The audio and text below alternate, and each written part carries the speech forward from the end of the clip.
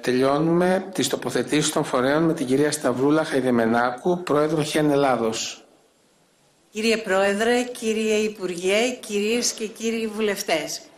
Είναι αδιαμφισβήτητο ότι ορισμένα μέτρα του νομοσχεδίου αποτελούν θετικά βήματα, ωστόσο παραμένουν σημαντικά κενά που αποδυναμώνουν την αποτελεσματικότητά του. Είναι θετικό ότι το νομοσχέδιο διευρύνει τον ορισμό της ενδοοικογενειακής βίας ώστε να περιλαμβάνει την ψυχολογική και οικονομική βία. Όμως η αποτύπωση ενός σαφή ορισμού τους είναι απαραίτητη, καθώς οι μορφές αυτές δεν τεκμηριώνονται αυταπόδεικτα. Θεωρούμε προβληματική την απόδοση του όρου domestic violence ως εξοικείων βία και προτείνουμε τη διατήρηση του όρου ενδοοικογενειακή βία για τη διασφάλιση της σαφήνειας και την ευθυγράμμιση με την υφιστάμενη νομοθεσία. Η πρόβλεψη για την ηλεκτρονική καταγγελία των περιστατικών βίας είναι ένα σημαντικό βήμα, ωστόσο είναι κρίσιμο να διασφαλιστεί η πρόσβαση των γυναικών που δεν μιλούν τη γλώσσα ή αντιμετωπίζουν τεχνολογικά εμπόδια. Προς τη σωστή κατεύθυνση κινείται και η πρόβλεψη του άρθρου 10α περί της εκδίκασης των υποθέσεων ενδοοικογενειακής βίας κατά απόλυτη προτεραιότητα. Αναρωτιόμαστε όμως πώς θα είναι εφικτό αυτό στην πράξη χωρίς τη σύσταση και λειτουργία οικογενειακών δικαστηρίων.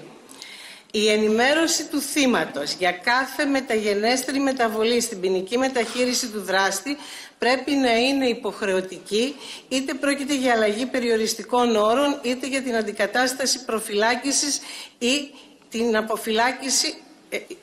την αποφυλάκησή του. Το θύμα έχει δικαίωμα να γνωρίζει.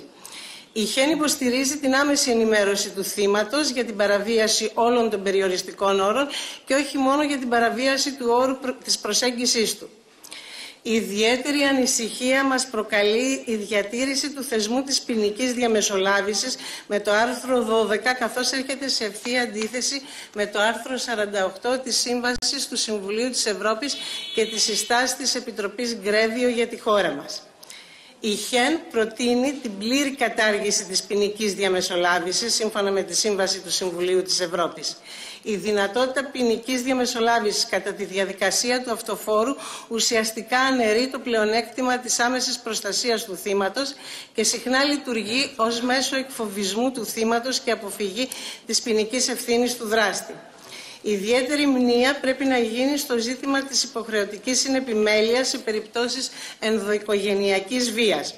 Ο νόμος 4800 του 2021 που εισήγαγε την υποχρεωτική συνεπιμέλεια αποτελεί δυστυχώς ένα μέσο ελέγχου των κακοποιητών στα θύματά τους. Παρατείνεται ο κύκλος της βίας, καθώς το θύμα αναγκάζεται να διατηρεί επαφή με τον κακοποιητή, ενώ η απειλή για την απώλεια της επιμέλειας συχνά χρησιμοποιείται για να αποτρέψει την καταγγελία της κακοποίησης. Η αναγνώριση στο άρθρο 4 του νομοσχεδίου ότι η βία κατά των γυναικών είναι βία που στρέφεται εναντίον τους εξαιτίας του φύλου τους ανοίγει ένα κρίσιμο διάλογο. Η διάταξη αυτή δεν μπορεί παρά να οδηγήσει στη θεσμική αναγνώριση της γυναικοκτονίας ως αυτοτελούς ποινικού αδικήματος. Η οδηγία ΔΕ στο άρθρο 3 αναγνωρίζει την γυναικοκτονία ως την πιο ακραία μορφή έμφυλης βίας, ενώ στο προήμιό της τη συνδέει με την άνηση κατανομή εξουσίας μεταξύ ανδρών και γυναικών. Η γυναικοκτονία, η ύψιστη και πιο αποτρόπαια μορφή έμφυλης βίας, δεν μπορεί να συνεχίσει να υποβαθμίζεται στο πλαίσιο γενικών κατηγοριών εγκλημάτων. Όταν οι γυναίκες δολοφονούνται επειδή είναι γυναίκες, το κίνητρο του δράστη έχει σημασία.